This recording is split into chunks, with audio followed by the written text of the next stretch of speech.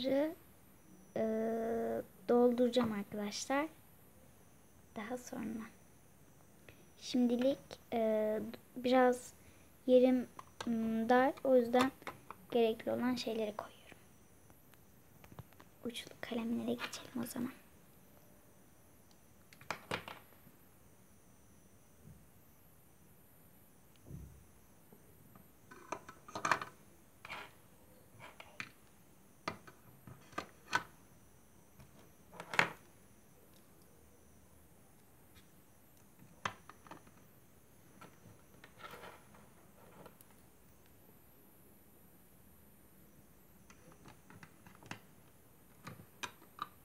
Dört tane koydum şu an.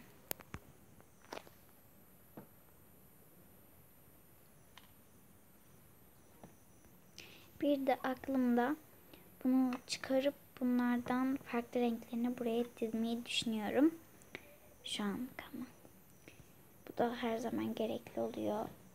Bunu arkasına bir yerlere girdireceğim artık.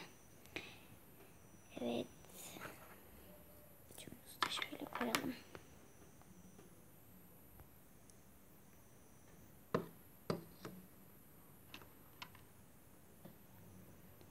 Organizer tamamdır.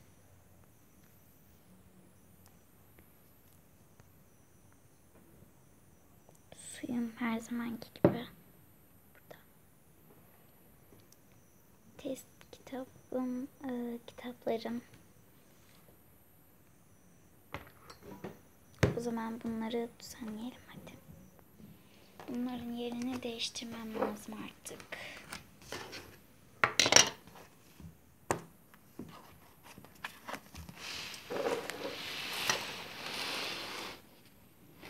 Buraları silip geliyorum. Bu arada şurada montum var. Kusura bakmayın. Oraya koydum. Biraz dışarı soğuk. Oradan şey geliyor. O yüzden oraya koydum. Bir arada bu video sessiz vlog ama açıklamam gereken şeyler olduğu için konuşuyorum. Evet, kabasını aldım şu anlık. Video uzun sürmesin diye elimden geldiğince kısa tutuyorum. Bu arada arkada da kardeşim yatıyor.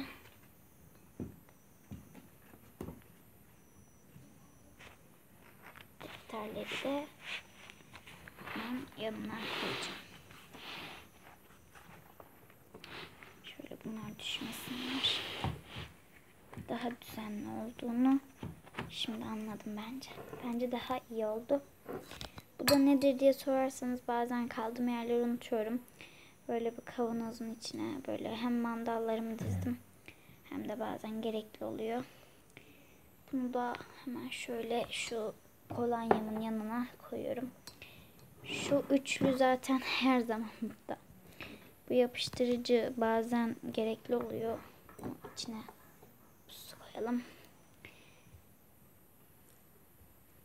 Bu da burada dursun, yani sıkıntı yok ama dar oluyor. Burada benim bu günlük rutinim, can ders programım, hedeflerim. Bunlar ukulele derslerim. Bunlar da fen dersinin notları. Burada da Allah'ın bazı isimlerini yazdım. Biraz konuşmam gereken yerler oluyor ama yani kusura bakmayın arkadaşlar, ben bunu istemiyorum gerçekten ama gerekiyor. Şöyle burada da şeyim var arkadaşlar. Abajurum var. Dediğim gibi sizinle bugün çalışma masamı toplamış olduk. Bence süper oldu. Kalemler falan da çok güzel duruyor bence. Bay bay.